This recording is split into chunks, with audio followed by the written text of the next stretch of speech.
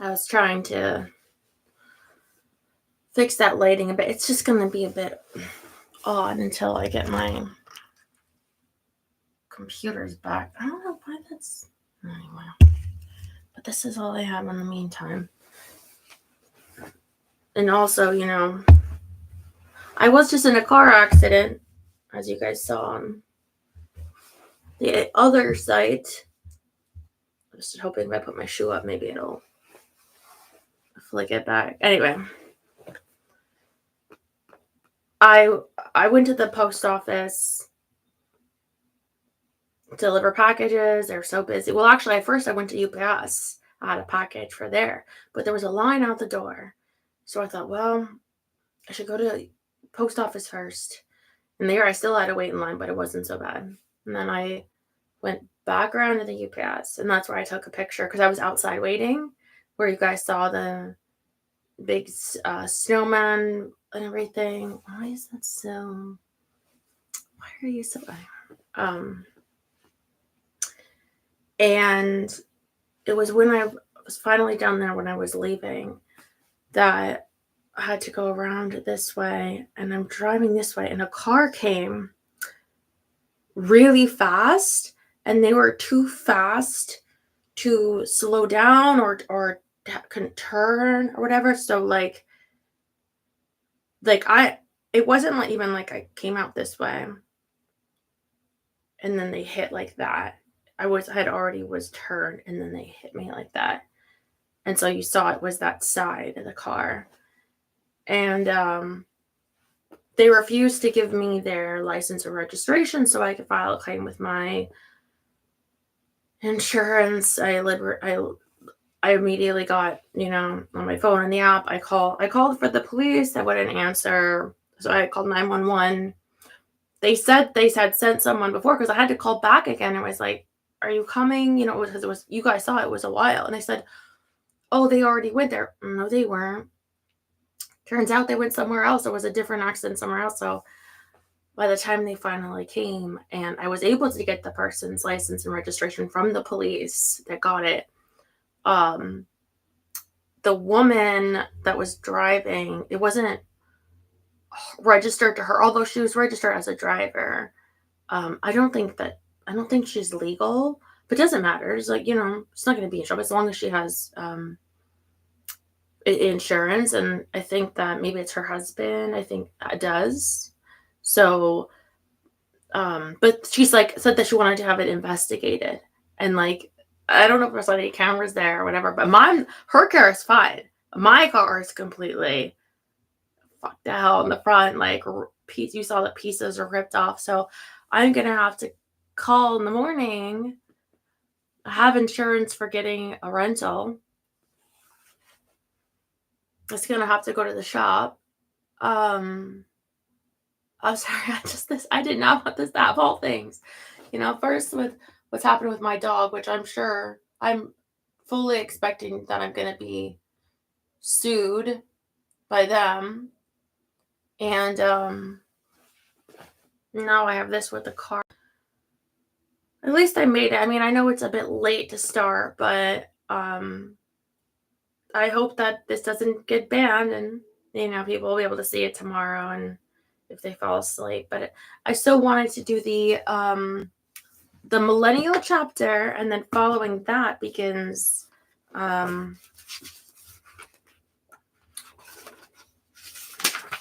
part 3, the future. And that's why I titled the stream The Past as Prologue, because that is the name of chapter 12. But we'll begin tonight with the millennial, what they know so far at that point in 1991, because this will be short on that part. I put the heat on for a little bit, and then I took it off because I got toasty. So, yes, let's get cozy. I made a cinnamon coffee. Well, this light is because until I get my other computer, this is going to bother me. But otherwise, I wouldn't be able to be live, for weeks. So, anyway, let's get started.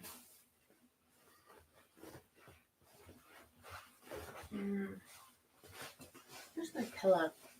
I liked having my pillow last night.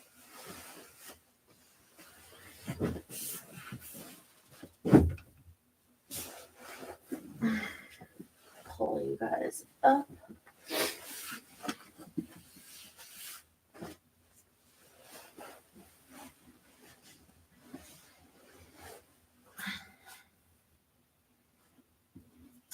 Their car, and I saw on the registration, they got it, I think, October 31st, I think it was registered. So it was a new Honda.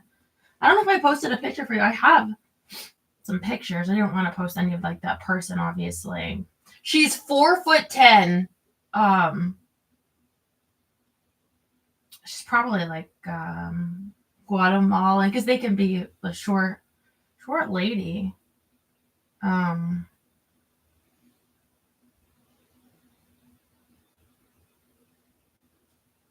anyway, let's see.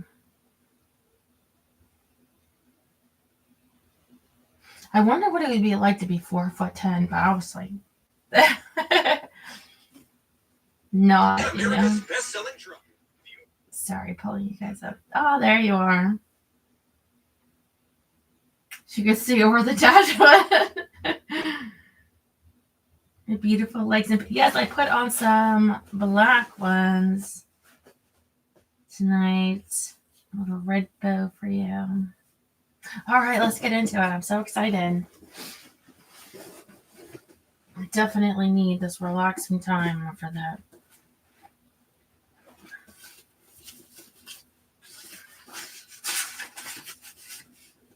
I sold some lipstick, you know, I'm very discounted because I'm trying to, like, you know, clean space. But it's not worth it to sell a few lipsticks, but whatever, you know. It could have been worse, you know. That's what you got to tell yourself. You know, there's this thing where it's like, guys, be quiet. Connecting those mental dots, you know, the happiness, they say, can be from like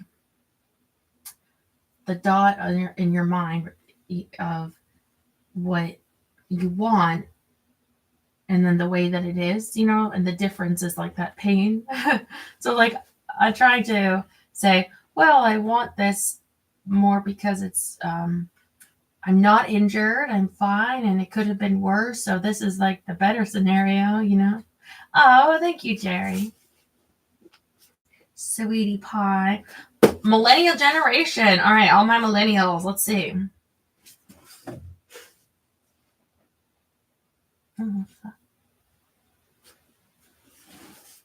In September of 1988, at Burrville Elementary in Washington, D.C., 5 and... Wait, hold on. Actually, didn't we already read this? Jessica McClure. Sex violence.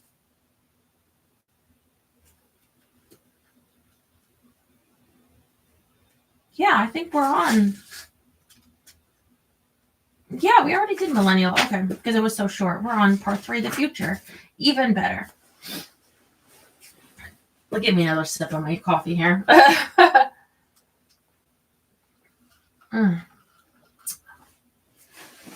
Tomorrow is another day.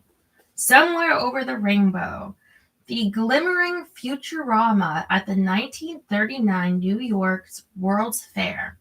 There'll be bluebirds over the white cliffs of Dover. During the turning point years of 1937 to 1943, in the midst of a crisis era, these messages reflected how Americans of all ages looked at the future. People felt hope, determination, and total consensus about where society should go. Toward material abundance, millions of cars and shoes, and spiritual simplicity, home and apple pie. It was all within reach, but conditioned on a struggle everyone knew would demand total unity from all. Total sacrifice from some, There was little debate about right and wrong, only about how to get the job done. Americans looked to elders for strategic vision, to midlifers for tactical means, and to rising adults for selfless muscle. All those who today remember this mood, this sense of all encompassing urgency, suffused with childlike innocence, wonder why it has proved so hard to rekindle. Such moods do not arrive often, but when they do arrive from time to time, on three earlier occasions, Americans have experienced a similar feeling in the 1680s, in the 1770s, and briefly around 1860. On each of these occasions, Americans braced for a raging storm, urging one another not to lose hope that the sun would shine afterward. Moving forward a couple of decades, we can see what the future looked like in an outer-driven era. Here we find Tomorrowland, a 1950s image of a friendly future. Moving sidewalks, soft-hued geometric shapes, futuristic music, and smiling, well-scrubbed families. In Disney's carousel of progress, the progress remains fixed, while the carousel, what moves, is the audience. Sitting in chairs and watching household life get predictably easier, cleaner, and more scientific, laying out the years to come with all the confident linearity of certainty, or of a monorail. Tomorrowland had what the crisis future didn't: specificity and certainty. Yet it also lacked urgency, moral direction, and hope. And today's visitor to the G.I. Jetson household finds it about as warm as push button transmission. We sense much the same when we visit the Smithsonian Institution's Hall of Machines, full of huge, perfectly engineered turbines from the 1876 Centennial Exposition, the mechanical future of the midlife gilded, or when we page through the geometrical street plans for the District of Columbia and the countless square townships drafted around 1800, the Palladian future of midlife Republicans, or when we read the circa 1710 poetic odes to flax and shipping, the worker bee future of midlife glorious. During each of these eras, Americans looked into the future and saw Tomorrowland, secure, tangible, comfortable, under control, and distressingly spirit dead. Moving forward, yet another cycle notch, we arrive in an awakening era and encounter a sudden discontinuity. Sometime between the mid 1960s and the early 1970s, the American vision of the future shifted from Tomorrowland to Pepperland. Erector said affluence was now a ghastly material cancer, publicly disdained and privately taken for granted. Of course, we got to the moon, so Americans thought. In another decade, we would be exploring the outer planets, and in another 4 or 5, shuttlecrafting to Alpha Centauri. But all that out there felt trivial compared to what people felt in here. Americans searched for soul over science, meanings over things, They explored an inner future without dates or chronology, a euphoric experience celebrated by coming of age youngsters who sensed the millennium, childhood's end, in what seemed like total holocaust for everything their elders had built, soylent green. Where have we seen Pepperland before?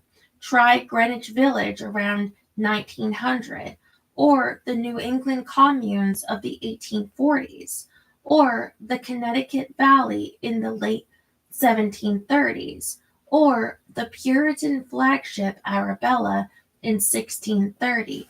I see a new heaven and a new earth, cried Jonathan Edwards 250 years ago. Looking forward to the future, so have many Americans during each of these eras.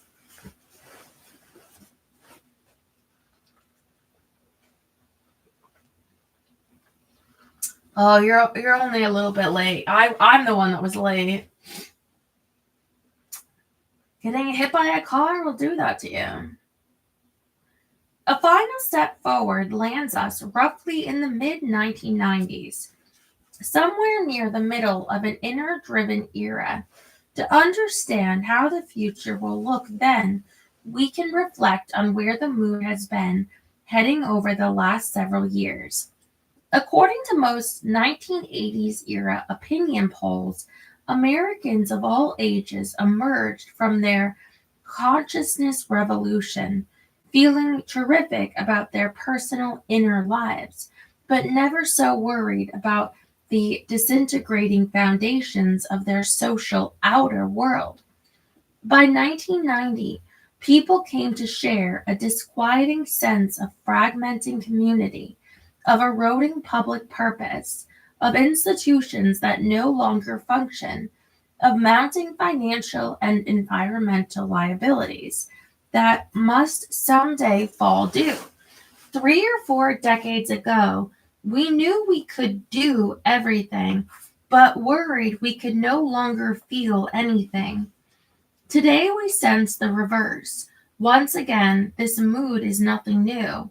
Recall America on the eve of World War I, steeping in inward satisfaction, just when a flood tide of crime, boozing, emigrants, and political corruption threatened to wipe all decency off the continent. Or America around 1850, building moral confidence but helpless in the face of implacable sectionalism that too soon would trigger war. Or the colonies in the early 1750s, rejuvenated with spirit but reeling from violence, mobs, insurrections, and imperial machinations beyond anyone's control.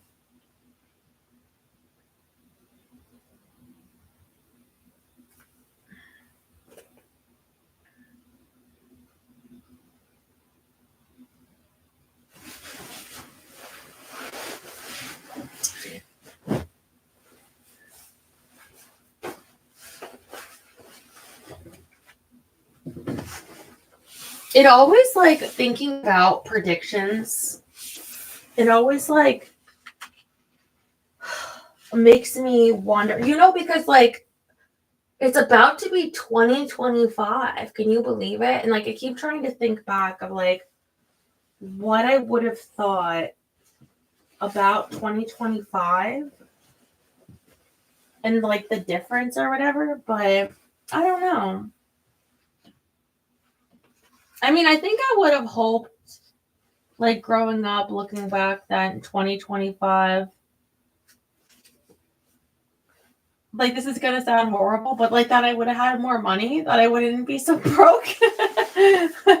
But it could be worse, I don't have any that I know of, like disease or anything, you know.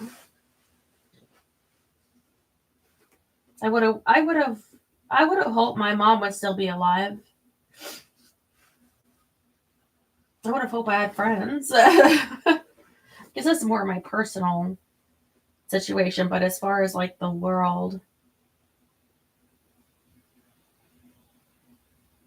know, it could be worse. You know, it could have been total war. I'm going to jinx myself, but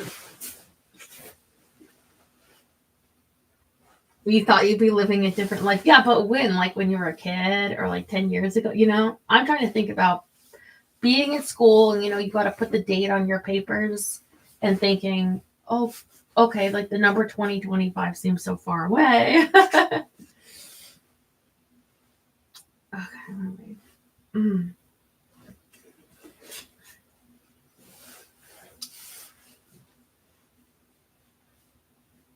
Drawing on the American experience, this chapter examines what these patterns say about how the social mood changes, how generations mature, and how the generational cycle helps or hurts the future. Cycles and futures are not supposed to be a happy mix. When Americans talk of generations, they like to associate them with hopes for progress, in particular with the American dream that each successive generation will fare better over time. The very concept of a historical cycle may seem to threaten those hopes and this dream.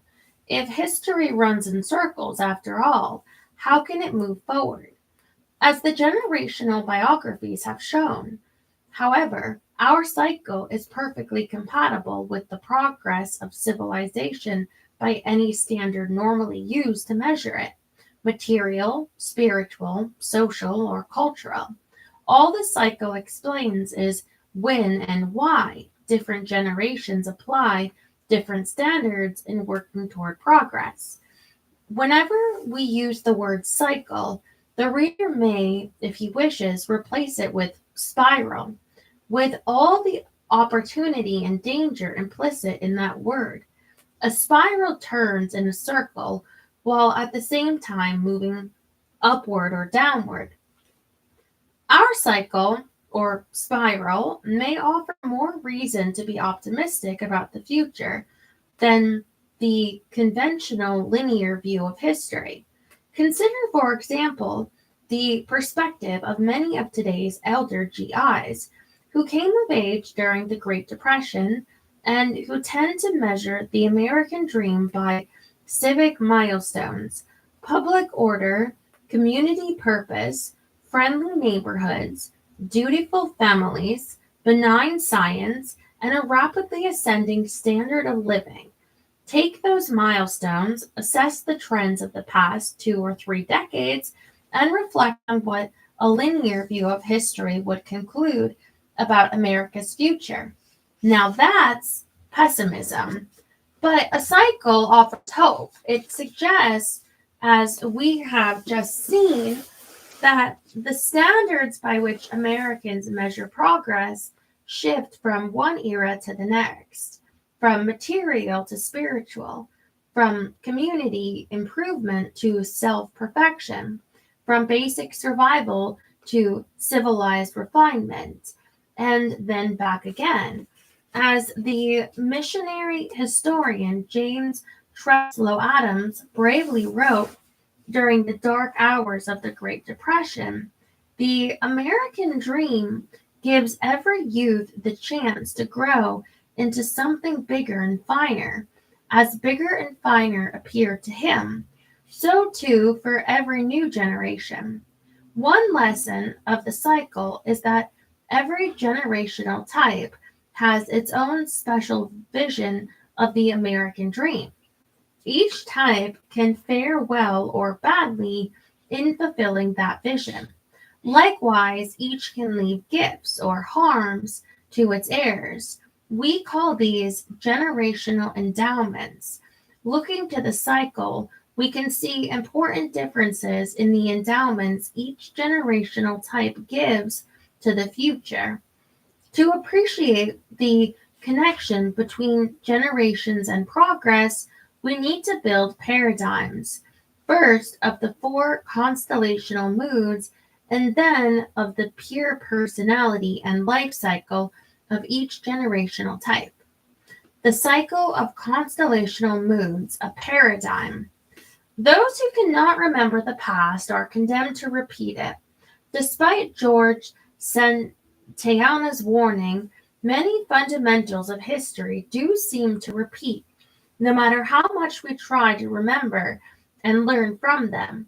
Indeed, were history purely random, it would be less important and remembering it would be pointless.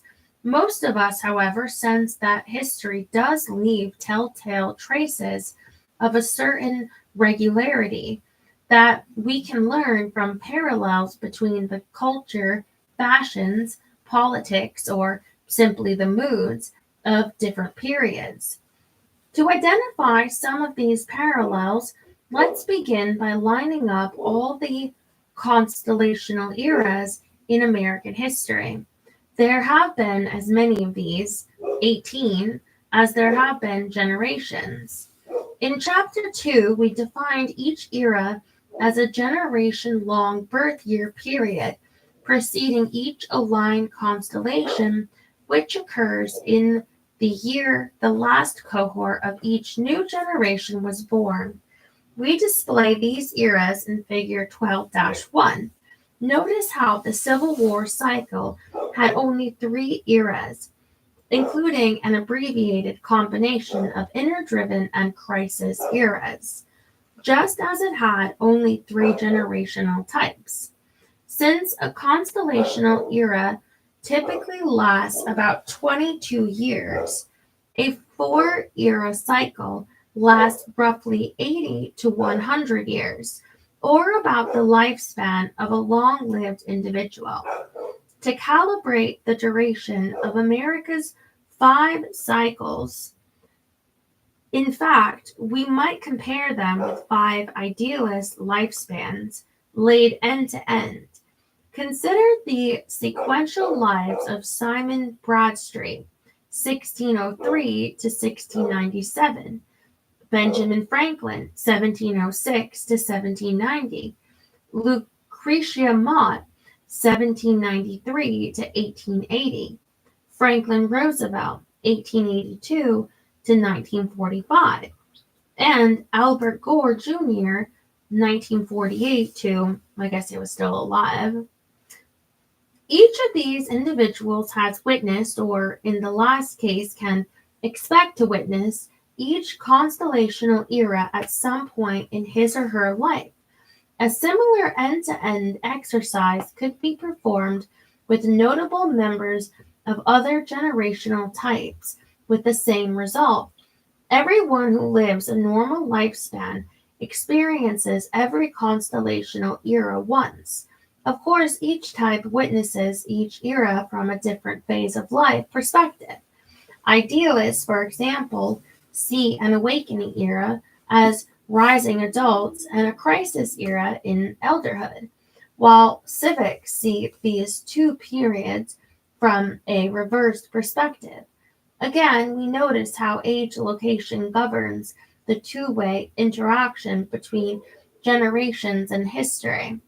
Associated with each type of era is a paradigmatic mood. But what are these moods and how do we identify them amid the noise of history? How can we say that the mood in the 1950s, for example, was anything like the mood in the 1870s, or for that matter, the 1710s? To identify a mood, we must first strip away the cumulative shape of civilization that every constellation largely inherits from the past, such as affluence, technology, basic social mores, and cultural norms, and established political institutions. We must also strip away the chance events and the passing fashions, language, and mannerisms through which a mood expresses itself. Again, it may help to envision a spiral, where the direction of the spiral indicates the cumulative progress, or, if it happens, decline of civilization, and where the random perturbations in the spiral indicate era-specific events, What remains, the circle of constellational moods, is driven by the repeating overlap of generational types. Popular music offers a lively illustration of how cyclical recurrences can be distinguished from linear trends. Mm.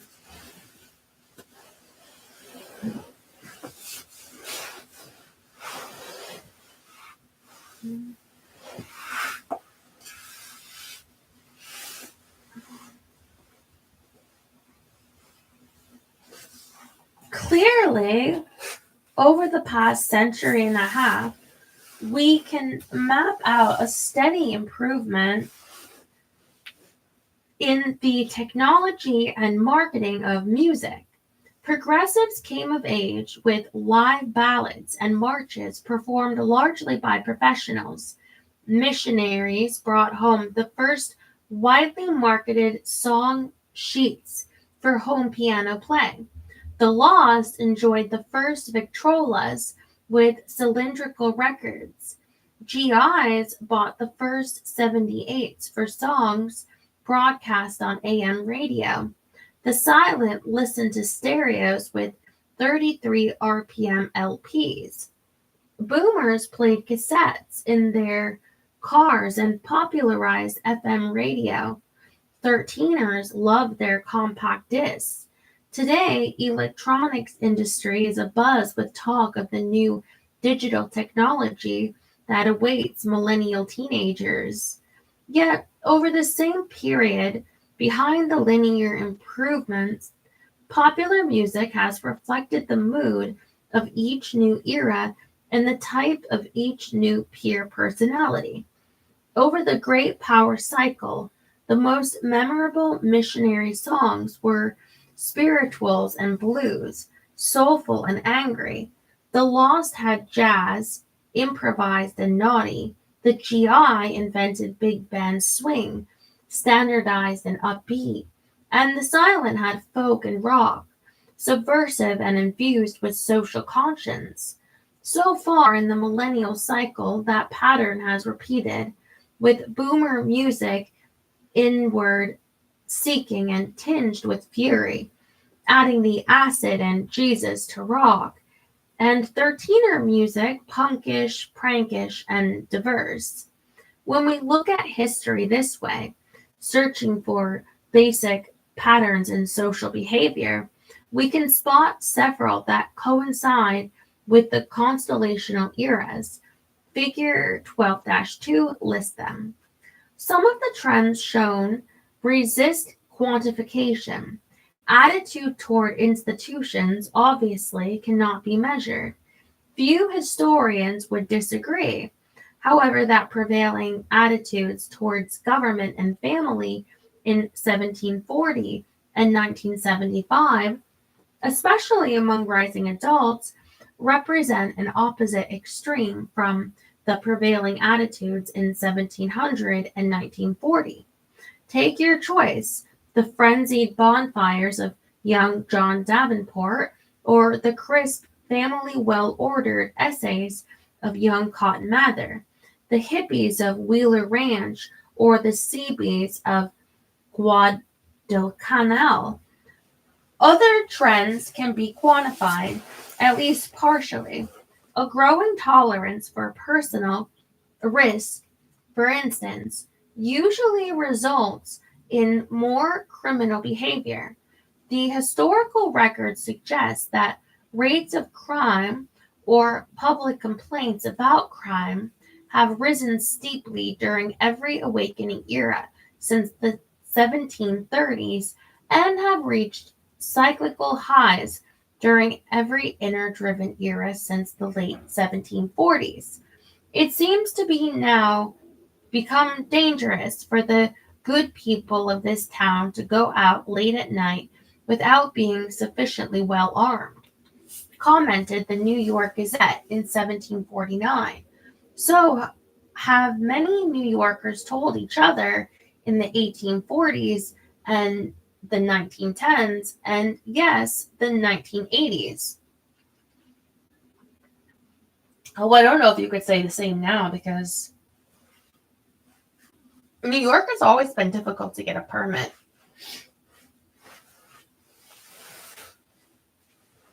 But I was nervous tonight. I had to be pulled over there, and it was dark. All these people were coming over because remember the person that hit me? I don't know if they called like family members, but there was like all these men coming like over and around them, and I was like getting nervous. Like, are they going to be mad at me? Like, I don't know. I don't like to be out in the dark. Several major social indicators generally track the cycle shown in Figure 12-2. For example, rates of substance abuse tend to rise steeply during an awakening era, peak near its end, and then fall after last wave idealists finish coming of age, and first wave idealists enter midlife.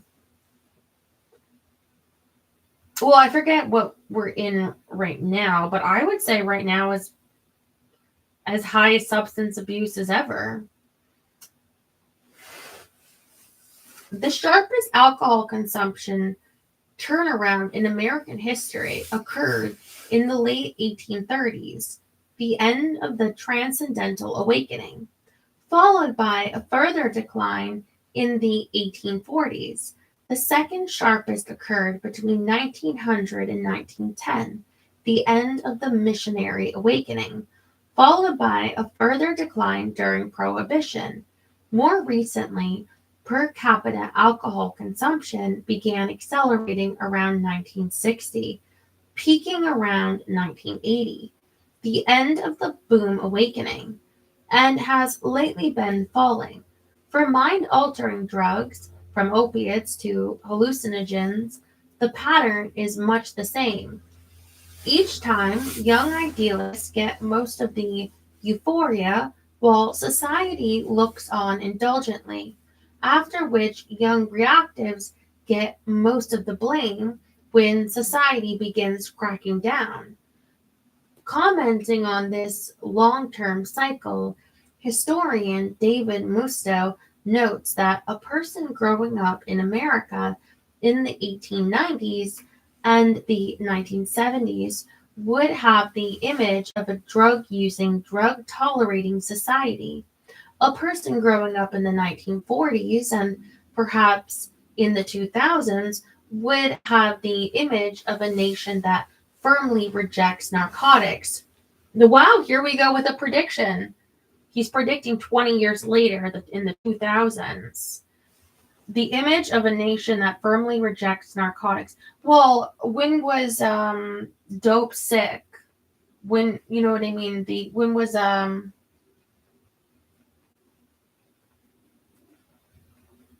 sorry, I took something to calm down.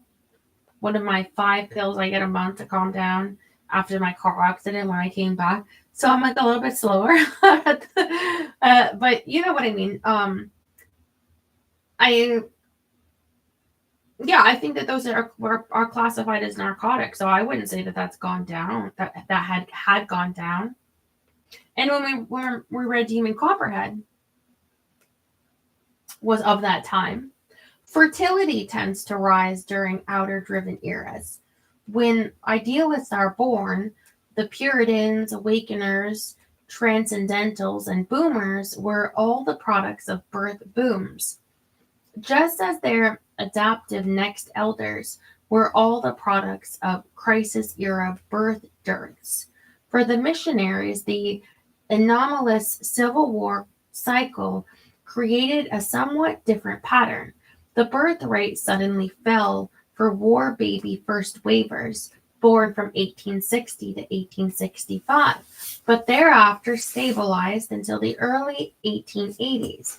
The only birth rate plateau during an otherwise steady downslope that stretched 130 years from the Gilded through the Silent.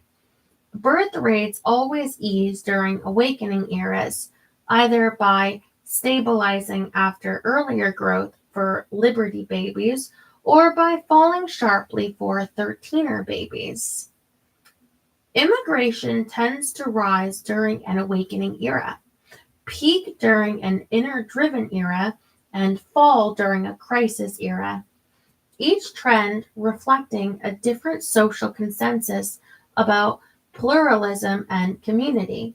Since most immigrants have always ranged in age from their mid-teens to late 30s, idealists and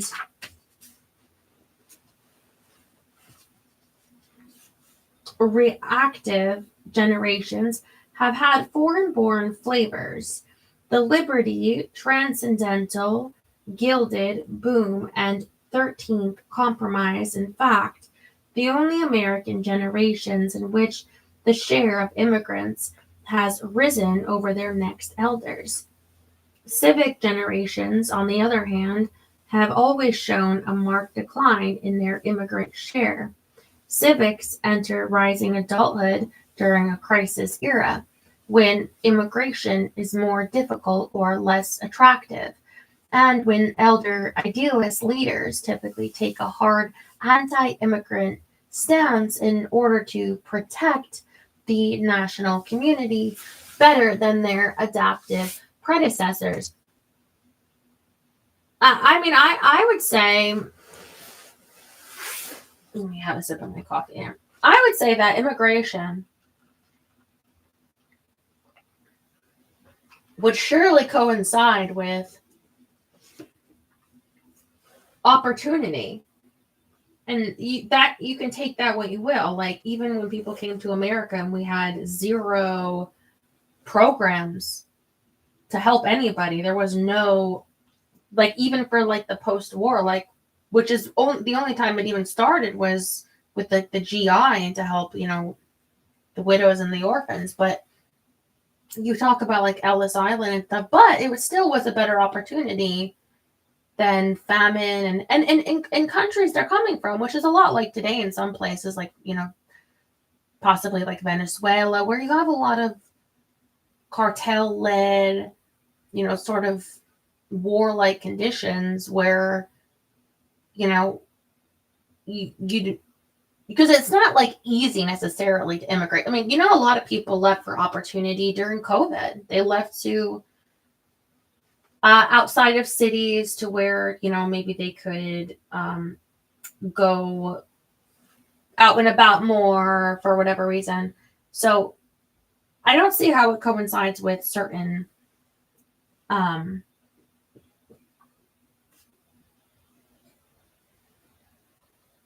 generational issues, more so places in the world and what's going on there.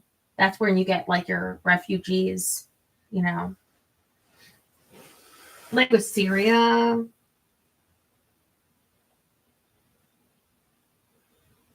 You should have what? What? Oh, look at Jerry give me Christmas trees. Okay.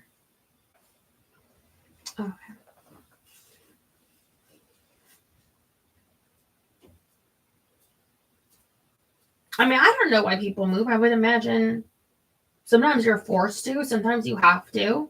You just can't afford to stay. Which is sad, right? The gentrification where you can't even afford to stay where you are, because moving is classified as one of the most stressful events in a person's life.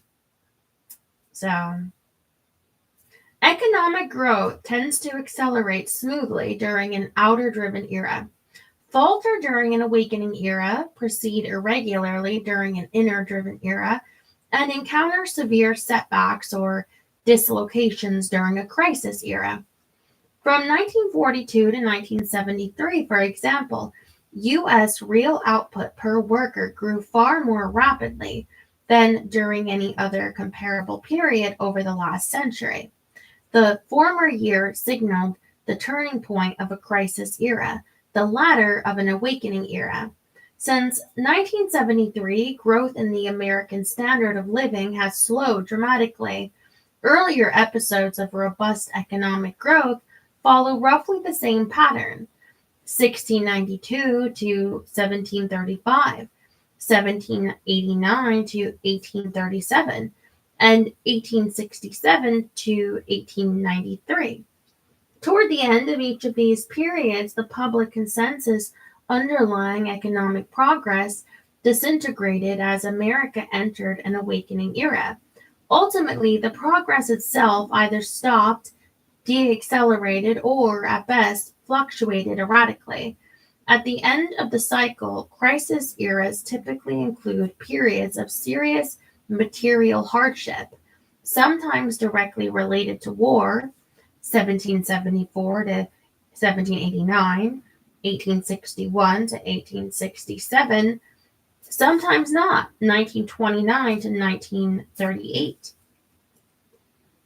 Readers who reflect on these social indicators and on the cyclical trends will have no problem recognizing where we are today, approaching the middle of an inner-driven era, nor will they have trouble figuring out where we have been over the last several decades, and more important, where we are headed.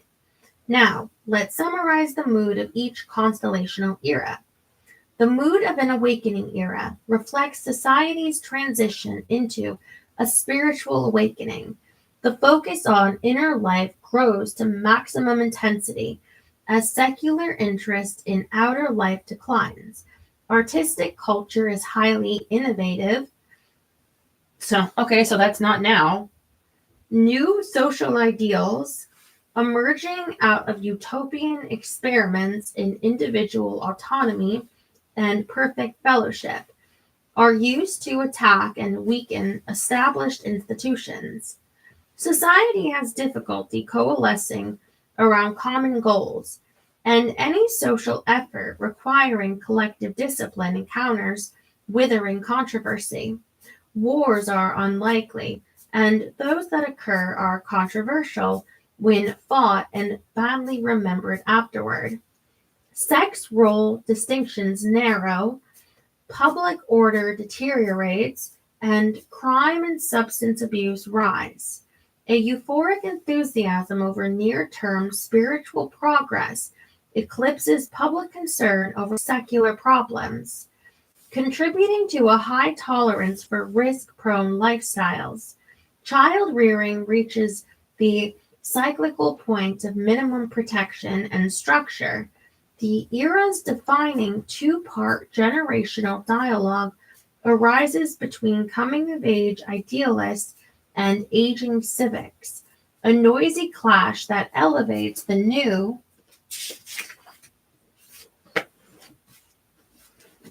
values of youth, but leaves institutional leadership with the old.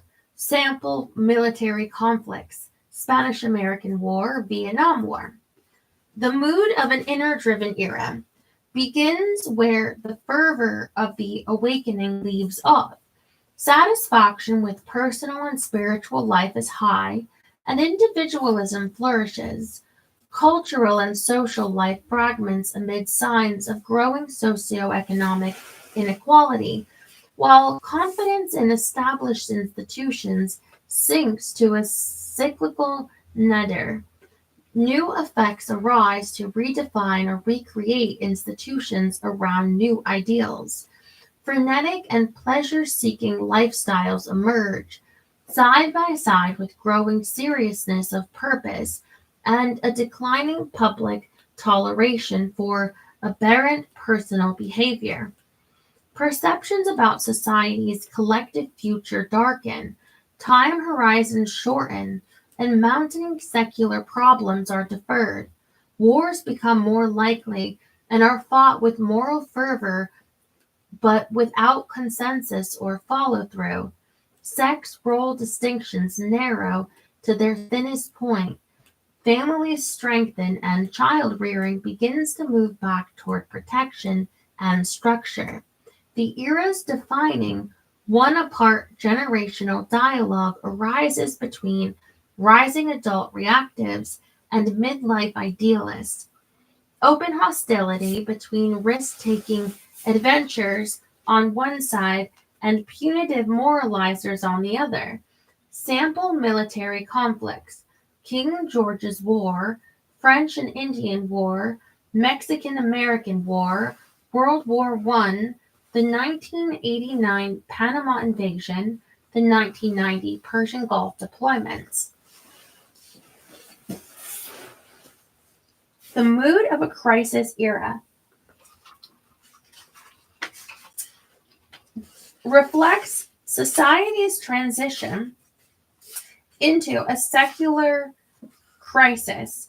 A grim preoccupation with outer world peril grows to maximum intensity as spiritual curiosity declines.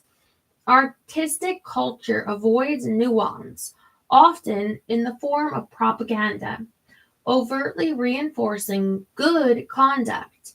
Worldly problems are no longer deferred, but are allowed to congeal into a struggle requiring total consensus, aggressive public institutions, and personal sacrifice. Wars are very likely, and they are fought with fury and efficacy. Sex role distinctions widen, public and family order strengthen, and personal violence and substance abuse decline. A rush of hopeful confidence in near-term secular progress crowds out worries about questionable public means and contributes to a low tolerance for risk-prone lifestyles. Child rearing reaches the cyclical point of maximum protection and structure. The era's defining two-part generational dialogue arises between coming-of-age civics and aging idealists, a friendly alliance that harnesses the worldly energy of the young but leaves values in the hands of the old. Sample military conflicts: King Philip's War, Colonial Glorious Revolution, American Revolution, Civil War, and World War II. The mood of an outer-driven era begins where the grim trauma of the recent crisis leaves off. The sense of community reaches its cyclical peak. Individualists are ostracized, and social and cultural life tend toward friendly blandness and homogeneity. The ideals that triumphed in the crisis era are secularized and institutionalized. The emphasis is on planning, doing, and building, though a few loners begin voicing disquiet over the spiritual cost of rapid economic and scientific progress. Perceptions about the society's collective future brighten, and public time horizons lengthen. Wars tend to be unwanted echoes to the recent crisis and are fought with consensus but without enthusiasm. Sex role distinctions widen to their maximum point, but family cohesion begins to weaken, and child rearing gradually becomes looser and more indulgent. The era's defining one-apart generational dialogue arises between rising adult adaptives and midlife civics, a low-keyed competition between sensitive doubters on one side and powerful builders on the other. Sample military conflicts: Queen Anne's War, War of 1812, Korean War. I'm wondering if we're in an outer-driven era now, because I just know that they say that the millennial generation is a civic generation. But maybe it'll be a long one, because they said that in the crisis era that the civics are coming of age. And then in the outer driven era that they are of midlife, which I think is maybe still to come a bit more. I don't know. The cycle of generational types, a paradigm. Having built a paradigm for the moods of the constellational cycle, let's do the same for each generational type. To be sure, no individual generation can fit such a paradigm exactly. This is especially true for the two generations most affected by the mistimed crisis during the Civil War cycle, the Gilded and Progressives. Yet, as we have seen in Chapter 5, even this exception offers a powerful normative message for each of today's living generations. The idealist life cycle. Nurtured as children amid secular confidence and coming of age during an awakening, idealist generations travel a prophetic life cycle. And I think the boomers were idealist generation. Early in life, idealists believe themselves closer to God than older generations. Late in life, all generations regard them as repositories of lofty values beyond the comprehension of youth. At a distance, we remember idealists best for their coming of age passion and for their principled elder stewardship in times of crisis, their phases of life. Youth, the idealist generation, grows up in a post crisis era of mellowed reactive elders, vigorous civic midlifers, and conformist adaptive rising adults. Parental protectiveness is high but receding, maintained by the confidence of civic fathers, but gradually subverted by the sympathy of civic mothers.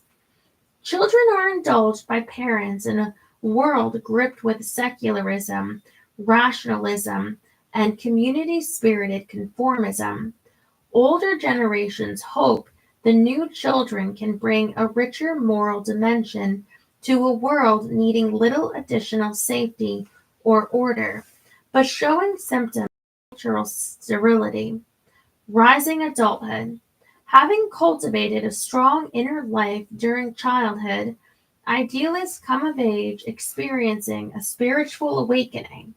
They burst forth with angry challenges to their elders, public and private behavior, which they regard as intolerably deficient in moral worth. Unable to defend themselves effectively, aging civics ultimately cede the values agenda to the young. Meanwhile, rising idealists launch the entire society into a fever of renewal, which typically peaks and is already half forgotten by the time their last wave has entered rising adulthood. Right-brained spiritualists, they encourage individual autonomy, resist social cooperation, accept as a means of self-discovery, and erode prevailing distinction between sex roles.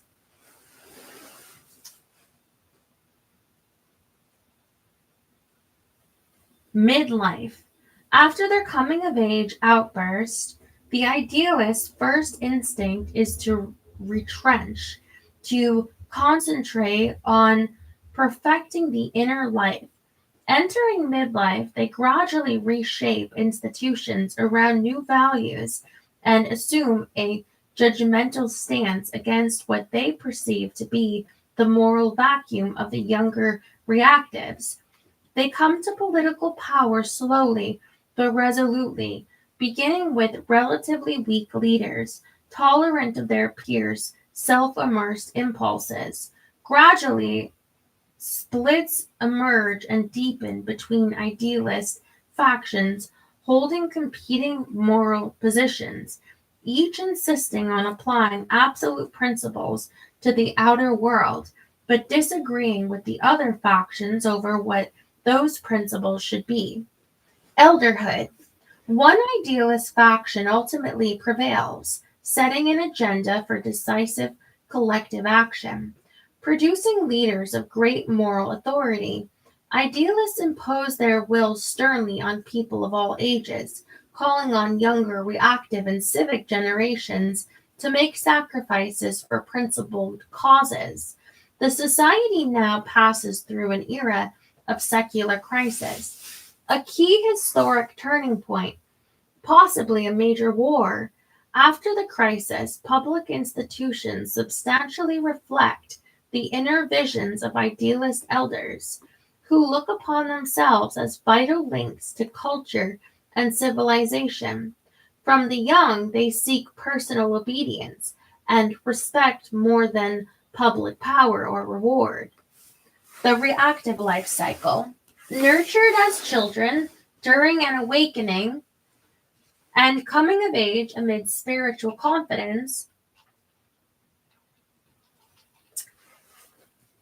but secular unease, reactive generations travel a picturesque life cycle. Early in life, reactives desperately seek to escape or outwit the judgments of next elder idealists. See, this is Gen X they're talking about. Late in life, they make unthanked sacrifices for next junior civics, millennials. At a distance, we remember reactives best during their rising adult years of hell raising and during their midlife years of tough, in the fray leadership. Their phases of life. The reactive generation is child in an era of still powerful civic elders, torn adaptive midlifers, and moralizing idealist rising adults. With adaptive approval, children are left free to find their own norms of behavior and adjust to a world of narrowing sex role distinctions.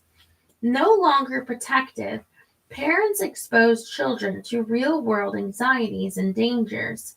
With a largely self absorbed adult society immersed in a spiritual awakening, youths are given little sense of mission or direction. Adults tend to view them harshly at best, as inconvenient at worst, as disappointing or even wicked. Rising adulthood. Reactives come of age with little collective self esteem. Their early contact with the real world, however, gives them strong survival skills and high hopes for individual success.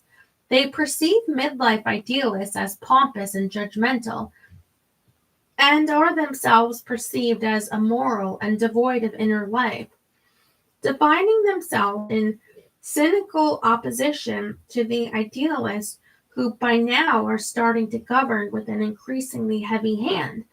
Young reactive adults engage in social and economic entrepreneurship, tinged with pleasure seeking and other high risk behavior. Midlife. Playing to win, but half expecting to lose, reactives enter midlife accepting wide gaps in personal outcomes. I wonder if this is Gen X now. And between sex roles. They regard success or failure as a private matter, while they gradually learn to abide and no longer fight. The idealist stigma against their generation, they become cautious in family life and gradually mellow in personality. Their ableist peers become society's most cunning, pragmatic, and colorful public figures, military and commercial managers of great realism, effective leaders for the secular crisis congealed by elder idealists. Elderhood. Elder reactives remain undemanding in a new post-crisis era when society begins praising the energy of civic midlifers and indulging in a new crop of idealist youths. Aging leaders compensate for their generation's earlier binge-like behavior by shunning risk and encouraging conformism. By instinct, old reactives are wary conservatives, not born yesterday, inclined to warn more than guide. They retire into an individualist, if neglected, role. The civic life cycle. Here we go, millennial. Nurtured as children amid spiritual confidence and coming of age during a secular crisis, civic generations travel a heroic life cycle. Early in life, civics believe themselves more powerful than older generations. Late in life, all generations regard them as uniquely optimistic, collegial, and competent. At a distance, we remember civics best for their collective coming-of-age triumphs and for their crowning midlife achievements. The Their phases of life. Youth. The civic spends childhood during a post-awakening era of sensitive, adaptive elders, values-oriented idealist midlifers, and pleasure-seeking reactive rising adults. Idealist parents look upon these children as special, an instrument through which their inner visions can be achieved or defended. The child environment now perceived to be dangerous is pushed back toward greater protection and structure. Since adults expect children to be dutiful, smart, and potentially powerful, youths develop a clear collective mission and high ambitions for cleaning up and rebuilding the outer world. Rising adulthood. Coming of age, civics develop activity-oriented peer relationships, peer-enforced codes of conduct, and a strong sense of generational community. They band together at a historic moment and, guided by the principal wisdom of elder idealists and the realistic leadership of midlife reactives, successfully shoulder a secular crisis. After doing their duty unselfishly, they afterward expect and receive generous praise and reward from other generations. Left-brained achievers and instinctive team players, they expect human relationships to be clearly defined and push for wider distinctions between acceptable sex roles. So far, I feel like a lot of this rings true for millennials in terms of peer enforced codes of conduct, like the canceling, there's definitely enforced kind of code. A strong sense of generational community. Yeah, I would say that they're very much call themselves by the generation. Band together at a historic moment and guided by the principles of wisdom.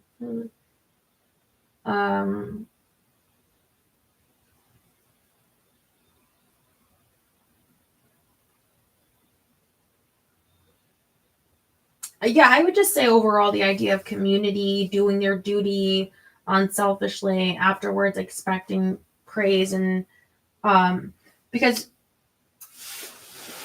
I think I thought for a time that like millennials they were very like I'm sorry, but annoying. It's like my sister who goes into like a nervous breakdown if you use a plastic straw kind of thing. And I guess I thought that the world would kind of turn that way and people will become more into the electric cars and save the planet. But in fact, I feel like younger generations are much more excited about waste, plastic, drinking, eating, plastic. That like I think that it's not exact like it. I think maybe it is a civic / millennial bent to kind of be that way, and that's just one example. I mean, the high sort of standard of everything I think is indicative of a millennial, and not necessarily not necessarily other younger generations at this point. Okay. Midlife. Empowered by the hubris of early success, civics reach midlife as builders and doers, defenders of a wholesome but conformist culture. After impatiently awaiting their turn atop society, they push aside the aging reactives and enter leadership roles with vigor. certain of their own ability to make things work, they try to institutionalize and rationalize every sphere of social life, from science to religion, statecraft to the arts. Their midlife hubris, however, often encourages them to overreach and push secular perfection too far. As civics begin passing out of midlife, they elicit a stormy crusade of moral purification from coming of age idealists. Elderhood. Old age does not weaken the civic reputation for unusual energy and collective purpose. As elders, however, they grow frustrated at how the new spiritual agenda saps the strength of their powerful institutions, which they fear may not survive without their special competence. They detach themselves from new cultural trends but retain an active role in public affairs. From the young, civics seek institutional power and economic reward more than personal respect or obedience. Oh, let me see something. I feel like this is saying that millennials are going to get more power, and so they fear they may not survive without their special competence. They detach themselves from new cultural trends, but retain an active role in public affairs. And from the young, they seek institutional power and economic reward more than personal respect or obedience. See, that one would surprise me that they wouldn't want obedience, but we'll see. We'll see. These are predictions. Okay, the adaptive life cycle. Nurtured as children during a crisis and coming of age amid secular confidence, but spiritual unease. And I wonder if this is a Gen Z. They're talking about. Okay, so nurtured as children during a crisis, coming of age amid secular confidence, but spiritual unease. Adaptive generations travel a genteel life cycle. Early in life, adaptives try to excel in the subordinate tasks given them by next elder civics. Late in life, they seek approving judgments from next junior idealists. At a distance, we remember them best during their quiet years of rising adulthood and during their midlife years of flexible, consensus-seeking leadership. Their phases of life. Youth. The adaptive generation enters childhood surrounded by stern idealist elders. Pragmatic, reactive midlifers, and aggressive civic rising adults. A secular crisis erupts. Yeah, this sounds like Gen Z. So idealists are the boomers, so that they're elders. Reactive midlifers, that's the Gen X, probably a lot of their parents. An aggressive civic rising adults, millennials. Okay. A secular crisis erupts. Reactive-led families surround children with an intensely protective, even suffocating style of nurture. No, this does not sound like Gen Z at all. Not at all. Children are expected to stay out of the way of harm and of busy adults. Though assured of their collective worth, they are told their individual needs take a low priority as long as the community is struggling for its survival. Adaptive youths inherit a world of widening sex role distinctions. Yeah, that doesn't sound true either. They grow up well behaved while wondering how or if they can live up to the expectations of powerful elders who are sacrificing so much on their behalf. See, here's where it hits me. This book was written nearly 44 years ago. So these are predictions, but I would say, what you talking about? Rising adulthood. Taught to pursue acceptance from older generations, adaptives come of age emulating successful adult behavior.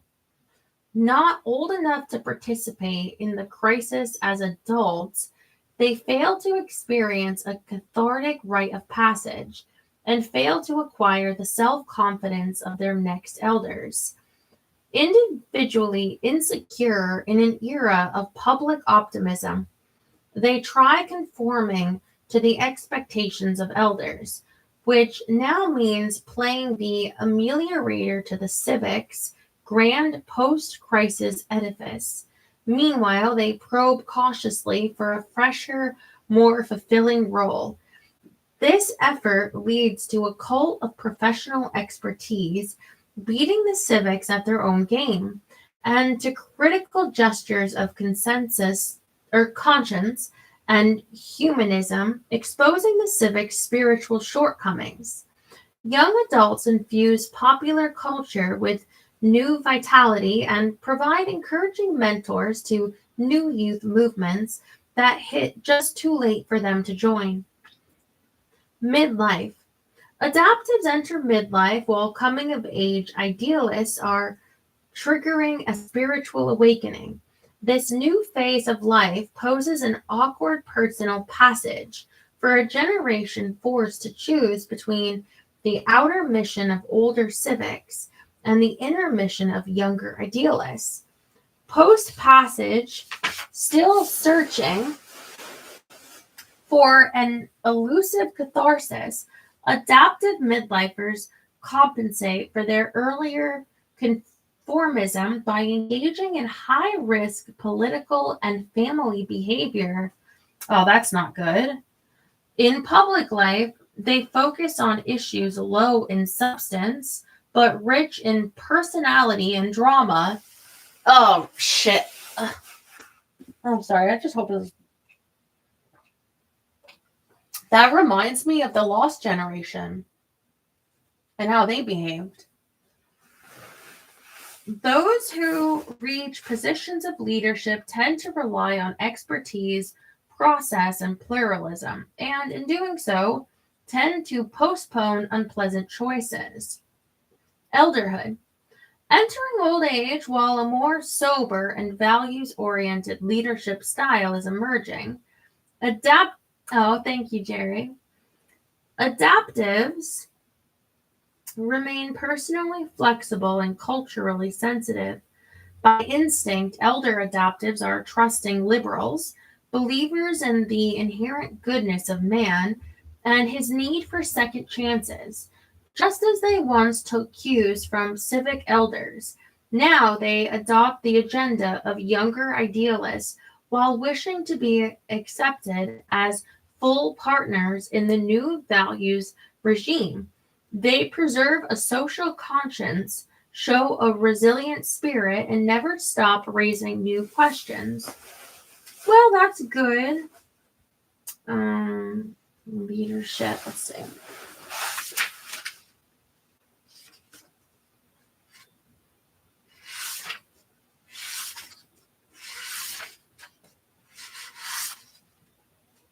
Okay.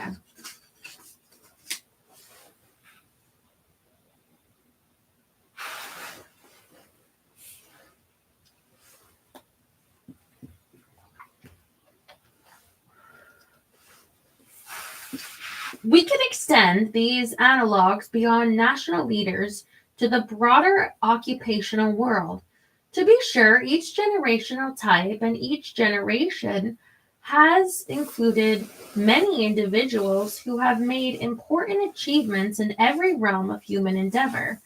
But if we recall the most influential members of our 18 generations and batch their careers by generational type, striking patterns emerge. As shown in figure 12.9, certain occupational callings can be linked with the four peer personalities. All right, well, let's look at that then. Okay.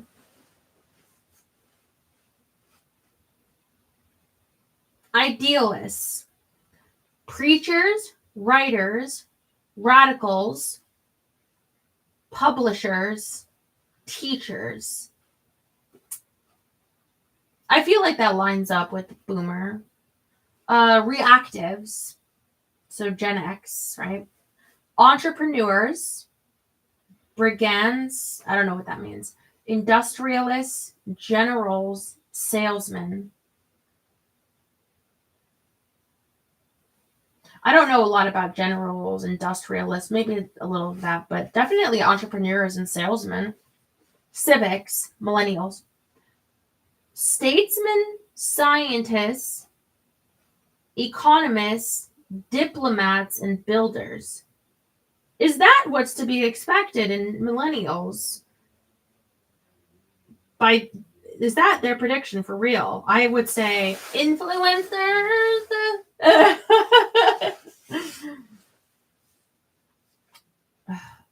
Adaptives. So is this Gen Z? Artists, lawyers. Yeah, there's been lawyers. Therapists, legislatures. There's been legislatures.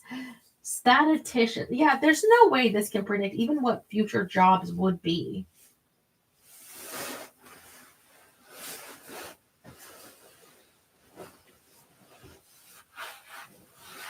Okay. Mm-hmm. We find American history dominated by idealist thinkers, reactive risk takers, civic doers, and adaptive improvers. This pattern offers clues about the enduring legacy that each type leaves behind for its heirs. The legacy we call generational endowments. Most Americans have always cared deeply about their national destiny and have liked to think they are adding to, not subtracting from, the sum total of civilized progress they pass on to heirs. Over the centuries, however, the way Americans have felt and behaved as societal legators has changed substantially from one era to the next. Each generational type has shown its own special endowment tendencies, good and bad. Central to a generation's endowment motivation is its awareness of what Auguste Comte termed its morphology, its awareness of death. Most social categories are essentially immortal. If we think of ourselves as white or black, Christian or Jew, northerner or southerner, we're not compelled to view the future with special urgency. Any work we leave undone in our lifetime can be completed later by another member of our group. But generations are different. Each has only a limited time to make its mark or otherwise keep its peace. Individuals also understand that their own time is limited. Of course, but most of the 440 million Americans who have ever lived have had trouble recognizing direct links between their own behavior and the progress of civilization.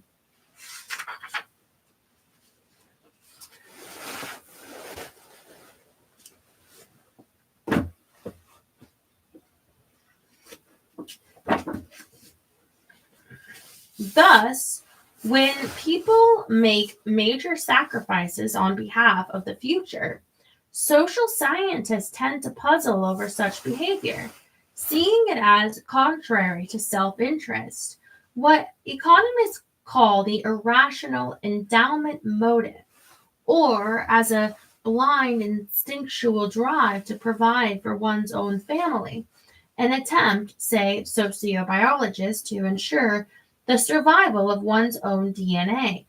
Nothing loftier seems plausible. However, inadequately, such motives explain the behavior of great social benefactors, such as Andrew Carnegie or a Martin Luther King Jr. Yet, as members of generations, we have less difficulty appreciating how we steer the destiny of our society. Just as age, location, connects our personal biographies with the broad currents of history, so do generations bridge the gap between personal and social goodwill. Whatever other reasons we might have to behave well toward the future, our generational membership prompts us to act now rather than later. Each generation realizes that when it fades, so too will fade its own way of thinking about the future. From Robert Beverly in the 1710s to John Kennedy in the 1960s, Americans have generally agreed that each generation has an obligation to leave behind a more secure and affluent world than it inherits. Around the time of the drafting of the United States Constitution and the absorption of state debts into one national debt, Thomas Jefferson argued that since each generation is an independent nation, it is thereby entitled to disclaim any debts from the past and presumably any promises to the future. Madison and Hamilton believed otherwise, and their view prevailed. Indeed, their view has always prevailed. Successive American generations have rarely hesitated to bind their heirs through public and private action, producing an impressive record of material and institutional endowments. But this record is not without its peaks and valleys. Over the centuries, the present versus future debate has sometimes been resolved in favor of the future, sometimes in favor of the present. Children and unborn generations cannot vote, and grand plans for the future often cannot override the urgencies and desires of the moment. This is especially true in an inner-driven era, a time when society trusts values more than institutions. In this regard, the circa 1990 policy paralysis over trade and budget deficits has much in common with the circa 1910 stalemate over urbanization. Many Americans today express doubts about their society's capacity or willingness to do anything worthwhile on behalf of future generations. On the one hand, polls indicate that adults worry increasingly and rather hopelessly about the harms they are passing on, from massive debts and inadequate schooling to a despoiled environment and crumbling infrastructure. On the other hand, many flaunt a lack of concern in their daily lives. A favorite bumper sticker among GIs declares, "We're spending our children's inheritance." Okay. While a boomer favorite trumpets, "Whoever dies with the most toys wins." In America, abandoning any interest in its own destiny, the cycle suggests that it is not. As we have seen, each constellational era has its own vision of what the future needs, and today's vision is consistent with the mood of an inner-driven era. True enough, America's enthusiasm about material and public order endowments is now quite low. As an aging civic generation passes from power, this feeling is, on schedule, sinking to a cyclical nadir.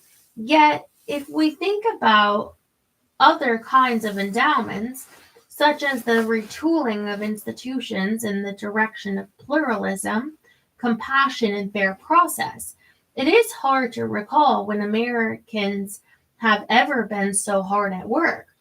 With an adaptive generation in power, the country's activity in this area has recently been again on schedule, energetic, and growing. Just as a society's vision of the future shifts with the constellational mood, so does the primary focus of its endowment activity. How it shifts depends on the phase of life positioning of peer personalities. To see how this works, let's look at the link between endowments and generational types. Ugh.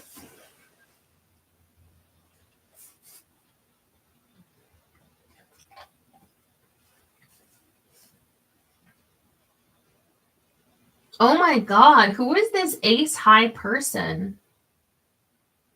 They admit to leaving me when my dog almost got taken from me. I got hit by a car today. Oh my God, what a horrible man. My back is broken in 2 places. I've been forced to oh my God, what a horrible person. Can somebody please ban this person? They admitted to abandoning me in my worst moment. No, please. Oh my God, how upsetting. Why would somebody write that? Oh my God. Oh, you didn't eat when you're sick over your dog being taken away. This is just what a horrible person. Why would you do that on the night of being in a car accident? Sorry. Oh my God. Why are people so cruel? What a horrible, cruel person. Sorry. To you, not to them. It makes me lose track.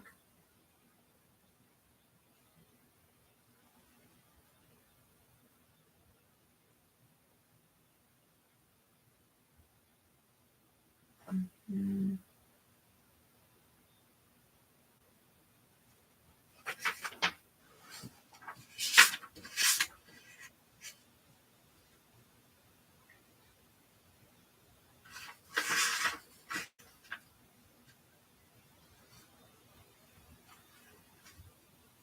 Yeah, I can't. I'm gonna have to stop for the night. That was too cruel. I can't focus. There's only a few more pages left in this one, and then we get on to the completing the millennial cycle. I'm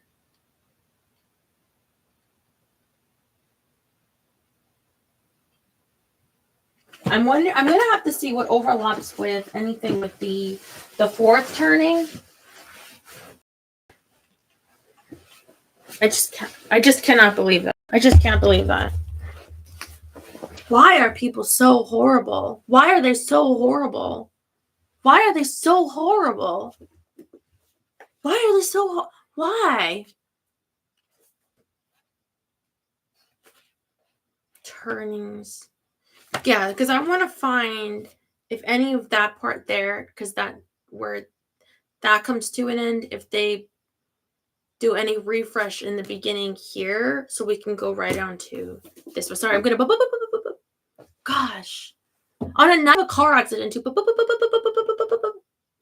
My car smashed to pieces, which you would see if you actually supported me, but no. To say that you abandoned me at such a I can't even. Thank you for on the night of a car accident too. Anyway, I have to deal with that. See you tomorrow.